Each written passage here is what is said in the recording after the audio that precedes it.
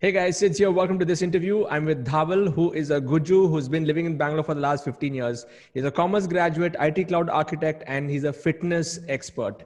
In the last 6 months, he's been able to implement learnings from various different systems.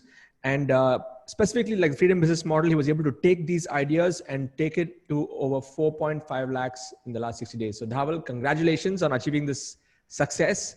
And looking forward to picking your brains on what exactly did you do?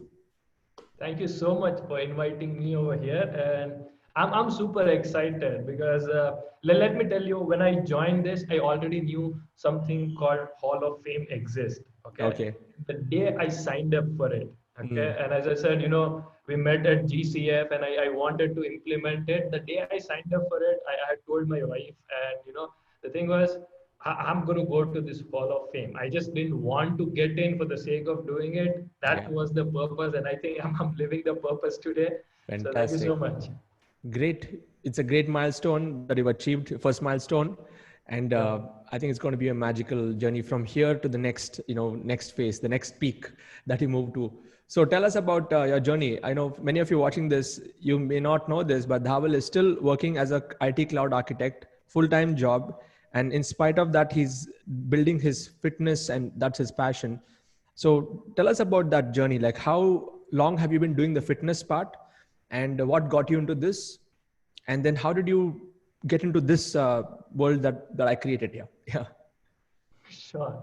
So the first part, how did I get in there, right? So I got into this almost about 22 years back when I Mm. was about 17 years old, a lean, normal, simple guy. I just wanted to look good, build some strength, and that's where I was Mm. introduced to Akhada. There were no gyms that time. I'm from Mm. Rajkot, so gyms Okay. and all was a fancy thing in that time. So it was Akhada where we used to go and work out. So that's where my fitness journey started, Mm. and it's been 22 years. So I started with that. I got stronger. I started playing weightlifting as a game, as a sport. Mm. I represented till the state level, and I Mm. lost a chance to represent state at the national levels by 2 points, right? And after Okay. that, my Mm. sports career was over, but Mm. health and fitness always remained as part of my life Mm. throughout so many years. And that's how I started. And over the years, last 15 years working in Bangalore as an IT architect, some of the things that I was able to notice is people with the sports background are able to live healthy even in the 30s and 40s, okay, even Mm. if they are busy. But people who don't have a sports background, they're struggling with their health and fitness. Yeah. And me having, experience in both the worlds, it was like last 5 years, I would tell you that, there's this one thought: how Mm. can I build a system which helps people lose weight and improve health? Because it's not just Mm. about losing weight and improve health without those painful exercise, crazy diets, and need for the so-called motivation as such, so Yeah. that people are able to implement something very, very simple. So Mm. last 5 years, it's been a quest that Okay. I got into. So I started learning exercise, yoga, nutrition from all different parts of the world. Mm. To this date, I think I would have worked for almost with 30 different coaches and Mm. trainers, including you, to Mm. learn a lot of different things to build a system which I've built today. So yeah, Fantastic. that's a long Fantastic. journey. A pretty long journey. You started early and then now you've perfected the system. So we met at GCF, which was last year, right? September, first GCF. September. You're there for the first September GCF. 2019. Okay. So what happened from September? Now we're going to be, reaching 1 year, close to 1 year, since Yep. that event. So Yeah. what changed after GCF? Like, how did you start to implement and integrate all those learnings? So the thing was, again, as I said, I wanted to help people and I wanted to simplify it, right? Mm. So I have this knowledge, I know what to do about health and fitness. Mm. But when it comes to implementing it and simplifying it in a way that people can take small bites and move step by step, that's what I learned. So Okay. from GCF, from you, what we call it as sales funnel, I Mm. actually call it as customers progress funnel, right? So Yeah. only once they know their next step, they will take the other next step. If they Mm. don't know, they would just be paralyzed and they don't do anything. So I started Okay. implementing that. giving small things, adding value on social media, creating those value content videos, all of these. And then, you know, I had to mix and match a lot of things because recorded and on demand things only didn't work in fitness. So I had to have something live, something recorded, something personalized. So I put all these things together and I created my own funnel. A hybrid funnel is what I would call it. Excellent, excellent. So were you doing live at that point of time before lockdown, or was it only online from the beginning? So I did all. So I used to work with a company in Bangalore as a freelancer. So I used to go into group classes in the gym and some of the places. So I attend one-to-one. After September, I almost stopped doing that. Okay. Because that wasn't working out with my busy schedule, and I was trying to implement this system. So building this took me some time because I had to mix, match, and try, test, again try, test, and implement. So almost a year now, I've kind of stopped doing the live face-to-face things. I've moved on to online, and yeah, that's how I've built it. And did you have this marketing knowledge before GCF? I'm talking about online marketing, or was it after GCF that you got into this whole learning of online systems, online sales funnels, online whatever promotions? Absolutely zero. Zero. Okay. So it's only in the last within 1 year that you're within 1 year. So I got to know about it when I attended Rajiv's Trainer Success Seminar. Right, it happened in Bangalore. Yeah. And this is something I got to tell you. I think I've told this to Rajiv as well. When I attended his webinar, I had a pink slip with me. Okay. I had a given by my company saying that there is this, that, and all the same reasons that we get. And I said, okay, that's life, and I'm not too bothered about it. But when I was sitting in Trainer Success Seminar with Rajiv, I had no job in a way. Okay. Now it's a different twist that I still have one, but at that time I didn't have one. Right? Okay. So that's where Rajiv explained what he does really well. I joined the GCF same day, signed up for it. GCF happened, learning from you, Rajiv, Karan, all these things happened, and started, implementing it. Yeah. Fantastic. So when did you come into the Freedom Business Model system, and what did you start? What were the top 3 things that impacted you the most from this system? Because you've been integrating from all different places. From here, what were you able to take out into your system? So I think a Freedom Business Model, I would have started somewhere in December.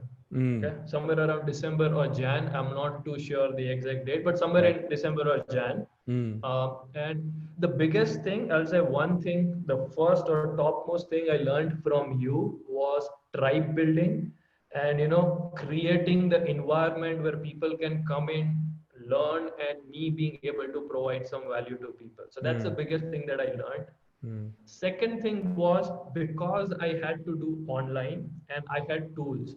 So integrating these tools and making it a smoother experience for the audience rather than getting into too much of technology for them. That's something I learned, and I tried to simplify it, which worked for me. A lot of things that I've learned from the Freedom Business Model. So that was the second takeaway. You also won the hackathon, right? So you built all your systems on your own? Yes, absolutely. Okay. And being a techie, in a way, it was a easy thing. Though I'm not a programmer as such. I'm from the infrastructure background, so cloud infrastructure is what I do. But yes, I built everything on my own from watching the videos that you uploaded. Excellent. Yeah. Superb. So those are the only 2 things. So one is the community tribe building part, which you were able to take away, and the integrating of all the elements on your own independently. Okay. Yeah. And third one was automation and power of using systems. So it's not one specific thing, but every time I was doing something, I was looking at what is the leverage there. Okay. Am I repeating something without need? If I'm needed, absolutely yes. But if I'm not needed to do it, then why to do it? So a lot of automation is what I learned from Freedom Business Model, and that's what I've implemented. So Fantastic. 3 things. Yeah. And tell us about the phase after you won the hackathon, and you were a finisher in the hackathon. Everything systems started to, everything were implemented. from when did you start making money? So like right now we are in the month of August. So 6 months, meaning from that moment, from when you finished is when is the money started to come in? Yes, absolutely. So Mm. yeah, I did webinars immediately after the hackathon. I Mm. got few signups. Mm. So I did that. Then as I said, I was mixing and matching few other models. So in Yes. between the webinars were off, but I was doing different models, trying to see, how I can do one-to-one coaching as my Mm. primary Mm. mode. And I was trying different models. So yeah, I've started making money from, December or Jan itself. Okay, from that month itself. Okay. So just tell us about how you were able to mix and match different systems. Like even though I share like a level 1, level 2, level 3 format, ultimately each one needs to find what works for them, like customize it for their industry and for their topic. Though the framework is pretty much the same. If you look at it, you have to take them through a journey. So Yeah. how have you designed your flow right now? Like what do you do? And then how do you bring people into your system and how do you convert them into customers and how do you nurture them? Just walk us through that entire process. Sure. So, see, I have two primary modes right now, what Yeah. I'm working with. One is a webinar. So I have a weekly or, twice a week webinar, just like, your suggestion. So Yeah. I do a webinar, people come in through Facebook ads, come in the webinar, and I offer them my level 1. Yes. Okay. Or I'm also using a 5-day system of building a webinar, which is a paid 5-day workshop Super. where I nurture them for 5 days, teach them, and on day 5 I offer them my level 2 program. Okay. Level 2 So this is program. how Okay. I do.